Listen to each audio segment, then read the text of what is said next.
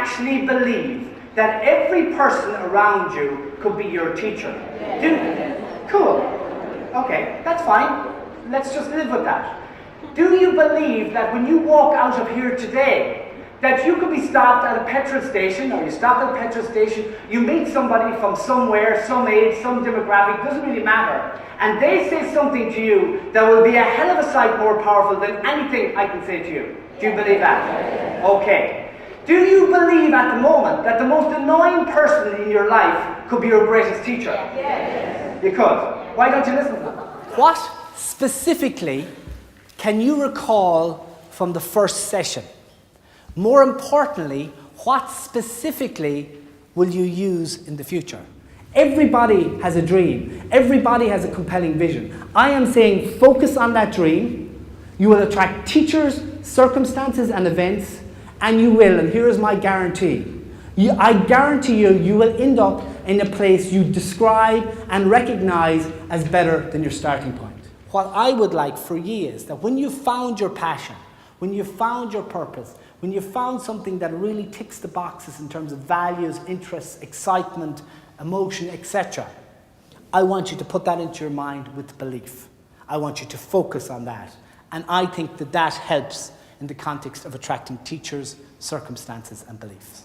What I want you to do now is I want you to imagine in 5 years' time that you have lost this habit, you have changed this habit, you've made a more empowering choice.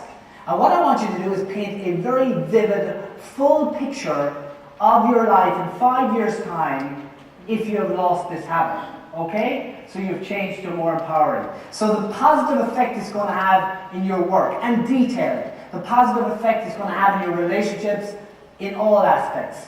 The positive effect in terms of your sense of connection, right, the whole... In 1996, I decided I was going to write a best-selling book. So what I did was,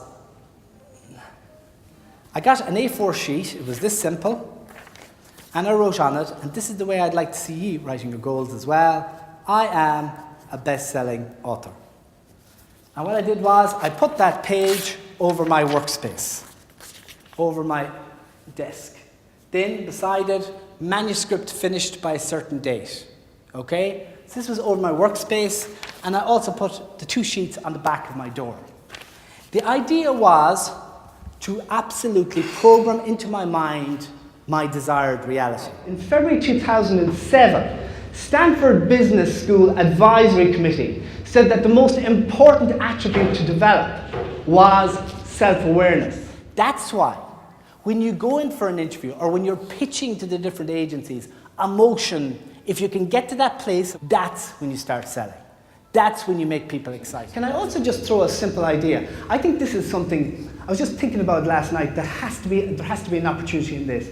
I think that every person's job spec should include that they come up with one idea or improvement a month. Yeah? Okay? And basically that there is somebody to harvest this idea. Now we're working on the Toyota principle here, that even if it's a minor improvement, as the Toyota chief executive said, after 70 years, these minor improvements become a revolution. We get so fixed into our thinking, and we get so fixed into thinking that we're absolutely right, and we're right all the time. It really is a case. And we can never understand when we come out of that interview and we find out that we didn't get the job, etc. So I'm asking you to open up your mind, because I believe you're going to have to open up your mind to get to the next level anyway.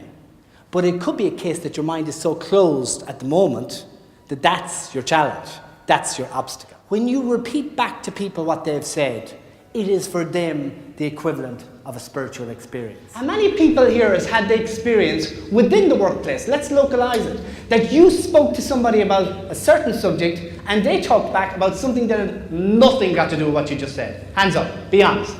Absolutely, it is viral at the moment. Okay, surely you got 30. Fantastic, hands up. Father Michael, I rest my case.